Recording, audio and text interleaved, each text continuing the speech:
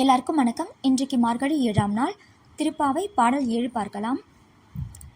கீசு கீசு என்றெங்கும் ஆனை சாத்தான் கலந்து பேசின பேச்சரவம் கேட்டிலையோ பேய் பெண்ணே, காசும் பிறப்பும் கலகலப்ப கை பேத்து வாசனரும் குழல் ஆய்ச்சியர் மத்தினால் ஓசைப்படுத்த தயிரரவம் கேட்டிலையோ, நாயக பெண் பிள்ளாய் நாராயணன் மூர்த்தி கேசவனை பாடவும் நீ கேட்டே கிடத்தியோ, தேசமுடையாய் திரவேலோர் எம்பாவாய்.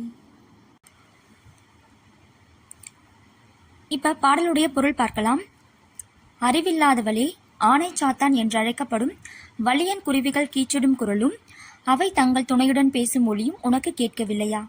வாசனை மிக்க கூந்தலை உடைய ஆயக்குலப் பெண்கள் மத்து கொண்டு தயிர் கடையும் ஓசையும், அப்போது அவர்களது கழுத்தில் அணிந்துள்ள அச்சுத்தாலியும் ஆமை தாலியும் இணைந்து ஒலி எழுப்புவது இன்னுமா கேட்கவில்லை? எல்லோருக்கும் தலைமை ஏற்று அழைத்து செல்வதாக சொன்ன பெண்ணே, நாங்கள் நாராயணனான கேசவனை புகழ்ந்து பாடுவது உன் காதில் கேட்டும் உறங்கும் மர்மம் என்ன? பிரகாசமான முகத்தை கொண்டவளே, உன் வீட்டு கதவை திற. இப்ப பாடலுடைய விளக்கம் பார்க்கலாம்.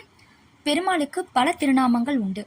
இதில் கேசவா என்ற திருநாமத்தை 7 முறை சொல்லிவிட்டு அன்றாட பணிகளுக்கு கிளம்பினால் அன்றைய பணிகள் தங்கு தடையின்றி முடியும் என்பது நம்பிக்கை. கேசவன் என்ற சொல்லிக்கு தடைகளை நீக்குபவன் என்றுதான் பொருள். வாழ்வில் ஏற்படும் தடைகளை கடக்கும் இப்பாடலை திவ்ய தேசங்களில் ஒன்றான ஆயர்பாடி தலத்தை மனதில் கொண்டு ஆண்டாள் பாடி அருளினாள். இந்த பதிவு உங்களுக்கு பயனுள்ள பதிவாக நம்புறேன். இந்த பதிவு உங்களுக்கு பிடிச்சிருந்தா லைக் பண்ணுங்க, ஷேர் பண்ணுங்க, சப்ஸ்கிரைப் பண்ணுங்க. நன்றி, வணக்கம்.